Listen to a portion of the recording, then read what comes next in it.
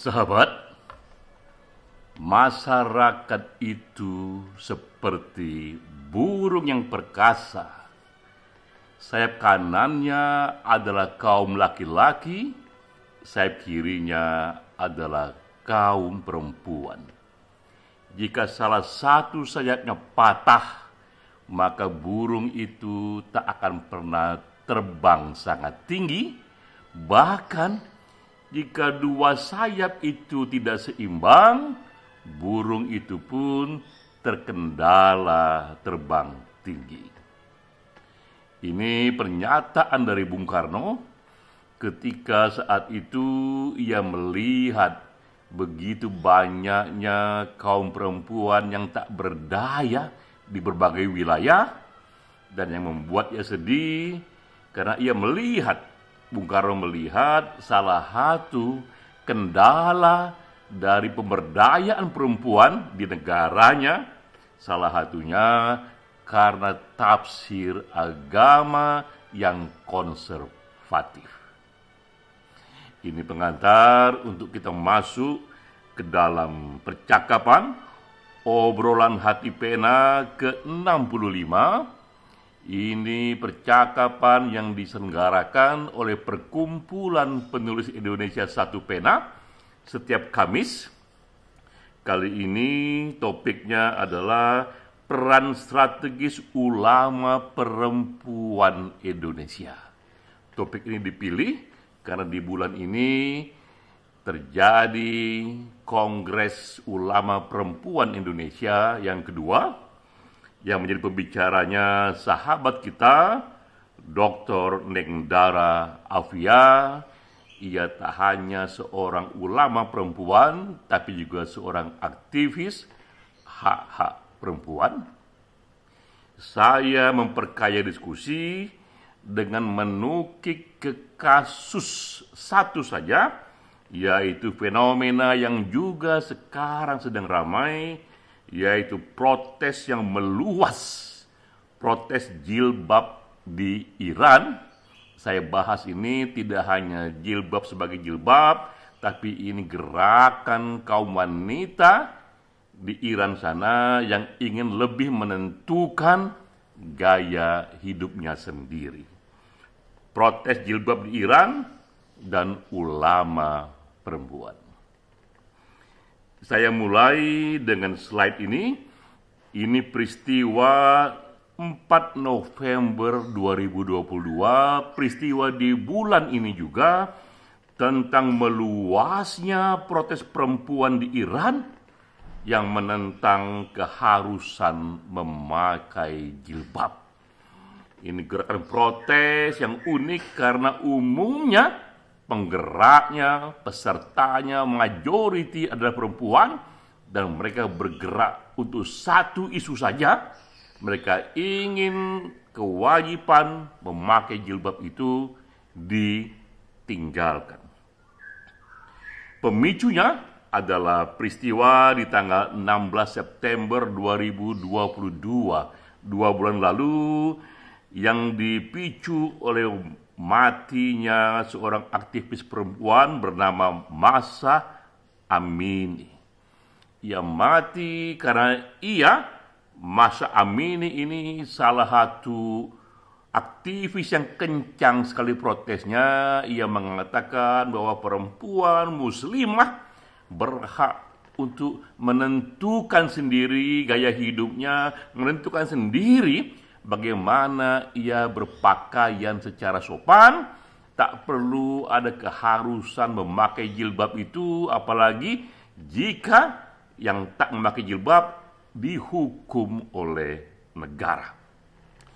Dan isu pun meluas bahwa matinya Mahsa Amini ini karena ia mengalami tindakan brutal oleh polisi. Ini sebuah ironi bagaimana seorang perempuan yang ingin lebih menentukan dirinya mati secara brutal di tangan polisi. Dan kemudian berita ini pun meluas ke seluruh dunia. Ini saya ambil cuplikan dari New York Times yang mengatakan bahwa matinya Amini ini memicu pergerakan demonstrasi di Iran yang terbesar sejak tahun 2009. Jadi kita lihat gerakan perempuan yang protes terhadap ketentuan kewajiban jilbab bisa begitu besarnya, bisa begitu luasnya, dan ini catatan dari Iran Human Rights yang mengatakan sudah 304 orang terbunuh dalam aksi protes yang terjadi di berbagai wilayah Iran. Bukan main, ini satu isu saja, perempuan bergolak, tapi akibatnya 304 orang sudah terbunuh. Nah, jika kita telusuri lagi, di manakah akar dari gerakan ini, maka kita pun teringat peristiwa 5 tahun sebelumnya. Ini ada gambar di sini, gambar seorang wanita Iran.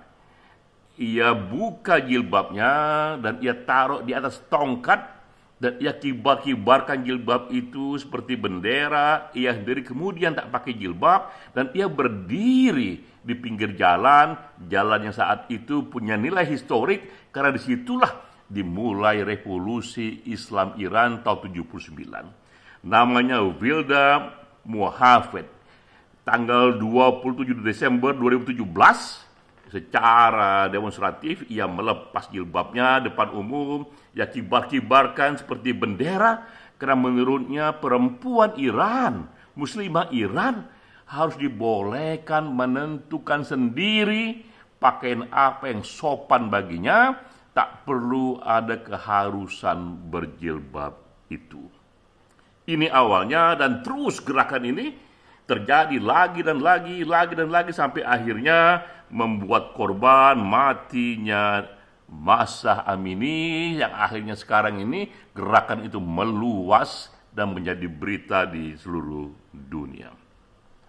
Jika kita melihat sejarah lagi, ini situasi di Iran. Betapa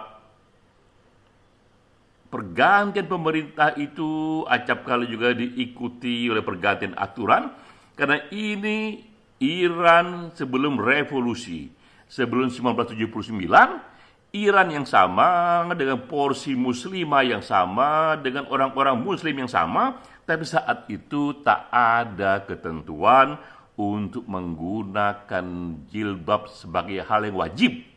Menggunakan jilbab atau tidak diserahkan sepenuhnya kepada warga negara. Itulah Iran yang pernah ada di tahun 1979. Lalu kemudian setelah 79 datanglah Khomeini, terjadi revolusi di sana. Khomeini pun menyerukan bahwa wanita harus menggunakan jilbab. Pergantian kekuasaan membuat juga pergantian dari apa yang wajib dan tidak wajib secara agama. Dan lebih dari itu, bahkan di Iran, yang tak memakai jilbab akan terkena penjara 10 hari sampai 2 bulan. Jadi kita lihat di sini kerasnya aturan itu, bahwa tak memakai jilbab bukan saja menjadi himbauan ulama, tapi sudah dihadang oleh hukum penjara. Yang tak pakai jilbab, ia akan dipenjara 10 hari sampai 2 bulan. Bahkan lebih jauh lagi, di Iran di tahun 1983, jilbab pun diwajibkan ke semua perempuan Iran, termasuk juga yang non-muslim. Jadi di Iran itu bahkan non-muslim pun dikenakan kewajiban memakai jilbab. Lalu kemudian datanglah para akademisi, para ilmuwan yang mencoba mensurvei bagaimanakah sebenarnya populasi di Iran melihat aturan ini. Aturan yang menghukum mereka yang tak pakai jilbab.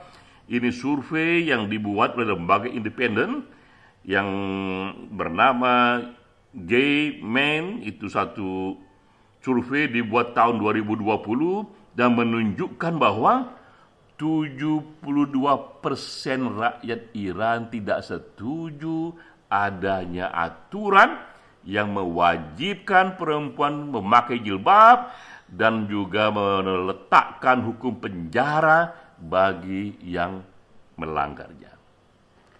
Itu apa yang ada di Iran. Nah, inilah yang kita ingin bandingkan. Lain di Iran, lain di Arab Saudi. Padahal Arab Saudi itu jaraknya hanya 1.200 km dari Iran. Di Indonesia, Sumatera dan Papua itu 4.000 km jaraknya. Berarti jarak Iran dan Arab Saudi ini 1/4 dari jarak Sumatera ke Papua.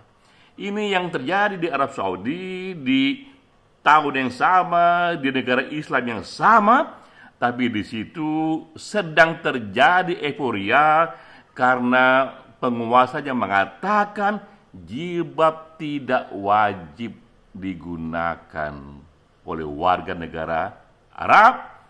Kaum perempuan di sana boleh pakai jilbab, boleh juga tidak pakai jilbab.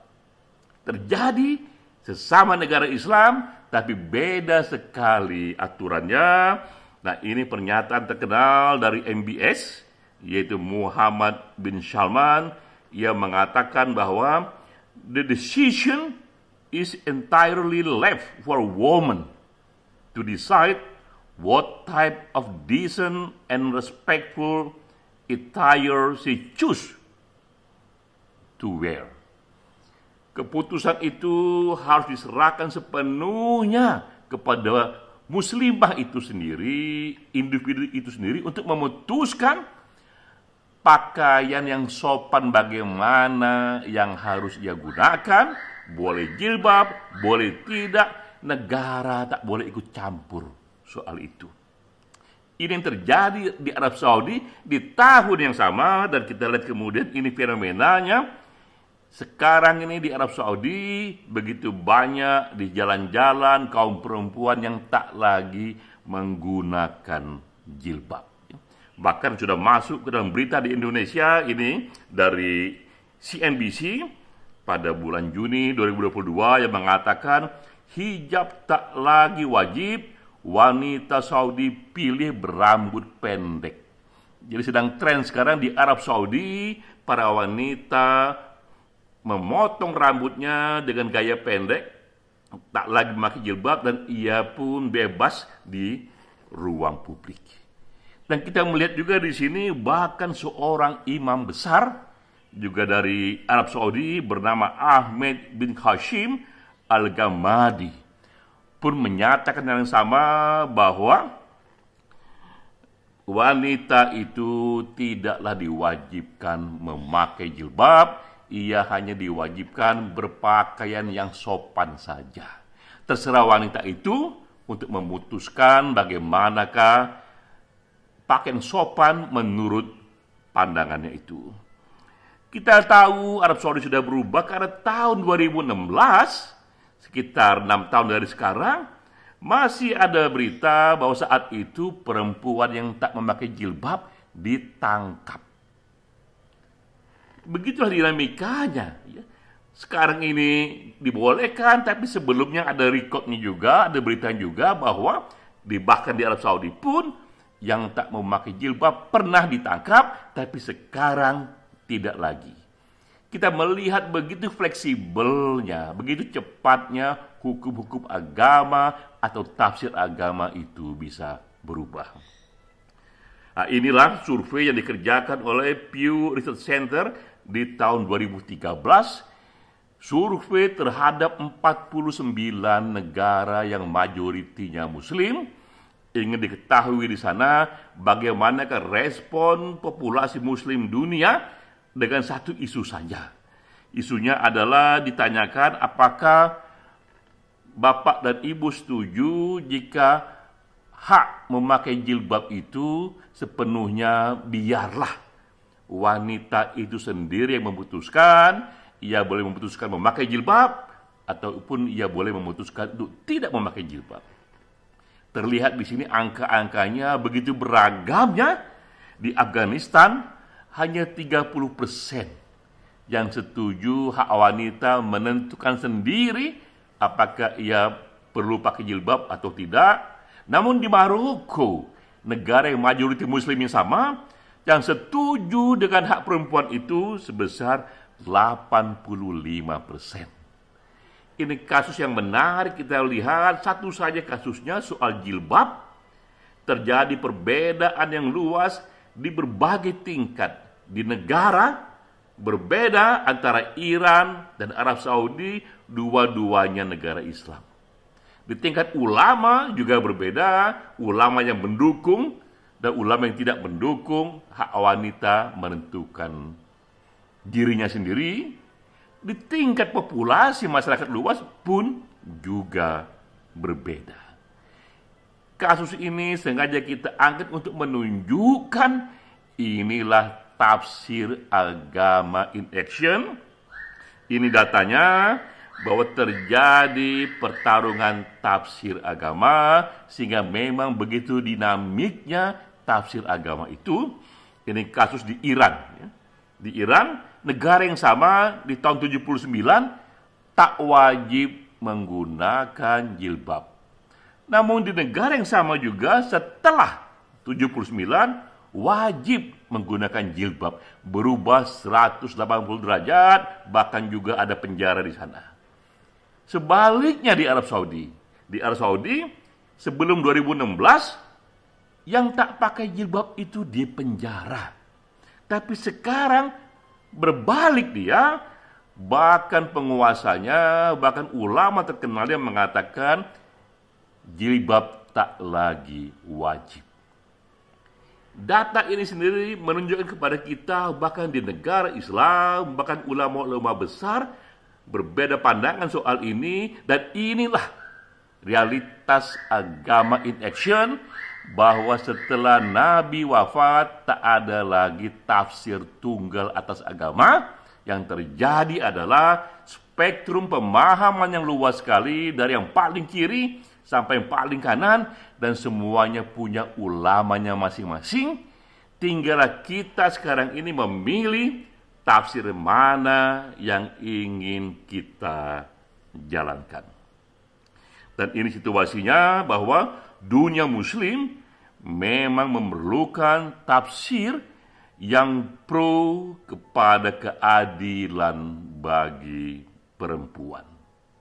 Ini semua hanya background untuk mengantar peristiwa ini, bahwa disinilah letak strategis Kongres Ulama Perempuan Indonesia yang terjadi saat ini di Semarang, November 2022. Kita melihat 1.500 peserta dan ulama perempuan dari 37 negara berkumpul di Semarang. Sangat strategis sekali ini peristiwanya, karena ada background tadi itu, bahwa begitu banyak pertarungan tafsir terjadi yang bahkan menyebabkan begitu banyak yang terbunuh. Dan kita tahu Kongres Ulama Perempuan pertama di Indonesia itu terjadi di tahun 2017 di Cirebon. Inilah awal dari bangkitnya ulama perempuan di Indonesia. Mengapa ulama perempuan ini penting? Karena kaum perempuan yang juga ulama pastilah lebih sensitif atas cara menafsir agama yang lebih sesuai dengan kondisi perempuan, dengan keadilan perempuan. Mengapa? Karena tadi contoh kasusnya, Quran yang sama, agama yang sama, bahkan bisa ditafsir yang sangat berbeda. Bahkan dua imam besar yang sama-sama ahli dalam agama bisa juga berujung pada tafsir yang berbeda, bahkan bertentangan. Karena itu penting bagi kita memilih tafsir yang lebih sesuai dengan keadilan kaum perempuan. Dan ini buktinya rekomendasi yang dibuat oleh Kongres Ulama Perempuan Indonesia di tahun 2017 sangat clear bahwa mereka menginginkan salah satunya untuk mengembangkan perspektif keadilan bagi perempuan. Terlihat di sini bahwa ulama perempuan memang lebih sensitif untuk ikut memperjuangkan tafsir-tafsir agama yang lebih sesuai dengan keadilan dan emansipasi bagi perempuan. Dan ini riset selanjutnya yang mengatakan di seluruh dunia bahwa fakta yang ada adalah diskriminasi atas wanita memang lebih banyak terjadi di negara di mana Islam menjadi sumber legislasi. Jadi kita melihat di negara-negara yang legislasi aturan nasionalnya berdasarkan hukum Islam, justru di situlah yang paling banyak terjadi sumber diskriminasi karena tafsir konservatiflah yang dominan. Berbeda jika tafsir yang lebih pro kepada keadilan perempuan, dan ini bahkan menjadi berita di PBB yang mengatakan bahwa kaum perempuan di dunia muslim harus lebih bersuara untuk menyatakan keinginannya agar terbentuknya tafsir-tafsir yang lebih pro kepada keadilan perempuan, termasuk di sini tentu saja hadirnya ulama perempuan, hadirnya Kongres Ulama Perempuan menjadi angin yang sangat segar, karena memang perempuan di Indonesia masih perlu diberdayakan. Ini ada datanya, satu saja untuk kasus misalnya di dunia legislatif, di dunia DPR, data tahun 2016 menunjukkan bahwa kaum perempuan di DPR sana hanya 15%. 85% itu masih didominasi oleh kaum laki-laki. Sahabat, ini semua satu background yang menunjukkan kepada kita bahwa kita senang Indonesia termasuk lebih maju soal emansipasi wanita, tapi memang pemberdayaan wanita itu hal yang lain lagi, bahwa wanita harus lebih berdaya seperti tadi di kutipan di awal, karena masyarakat adalah burung yang perkasa. Sayap kanannya kaum laki-laki, sayap kirinya kaum perempuan, dan burung hanya bisa terbang sangat tinggi jika dua sayap itu berkepak secara seimbang. Jika terjadi di sana pemberdayaan yang seimbang antara kaum lelaki dan kaum perempuan, karena itulah kita menyambut baik Kongres Ulama Perempuan Indonesia yang kedua. Salam.